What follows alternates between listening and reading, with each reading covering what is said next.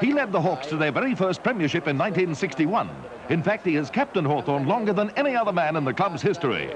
Arthur was recruited as a young 18-year-old from Bendigo club Sandhurst back in 1955 and won Hawthorn's Best and Fairest trophy in his first year with the club. In his 13-year association with Hawthorn from 1955 to 1968, he played 237 games, the highlight of which would have to be that hard-earned premiership flag in 1961. Darrell Baldock played only 120 games for St Kilda in the mid-60s, yet his name still commands an awesome reverence some 13 years after he worked his magic. He was lured from Tasmania in 1962, was named captain of the Saints in 1963, and in 1966 was clutching St Kilda's first Premiership Cup after a thrilling duel with Collingwood. A short, balding and rather stout half-forward, Baldock was a magnificent ball handler who could create his magic at ground level or soar over the pack for a spectacular mark. Alex Jesaulenko. The name is enough to conjure up visions of magnificent skyscraper marks and impossible angle goals. It's a name that's revered wherever football is played in this land. Since his first match back in 1967, Jezza has displayed rare versatility. He became the first Carlton player ever to kick 100 goals in 1970. Yet in 1975, won his first Best and Fairest for the Blues as a tight-checking half-back. It's strange to imagine him in anything but the navy blue of Carlton, but Jezza is destined to finish his career a saint, still doing the impossible, but maybe not as often. Where Potter goes for it, Baldock also beating them all down on the ground. Oh, look at that beautiful fork. His kick, that's a Waters the hand pass at times. It wasn't good football. Baldock comes in trying to get the ball away for St Kilda. He's found the goal area now, picked up by Baldock. He gets the goal. No, he can't pick it up. It's over towards Baldock. Baldock tackled by Gillard, but look at this boy go. A left footer at goal, and it's there. Burakovsky has it, his kick is smothered, struggle up towards Baldock, and look at this fella go, he's brilliant, he tricked the umpire and all.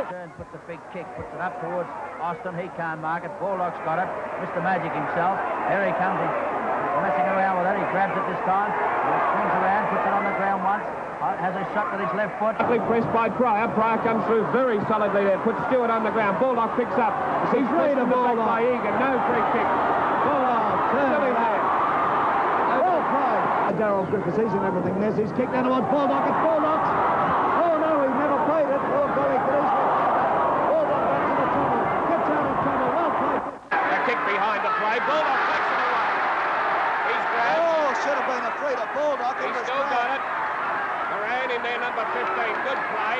McLean also. There's a chance here.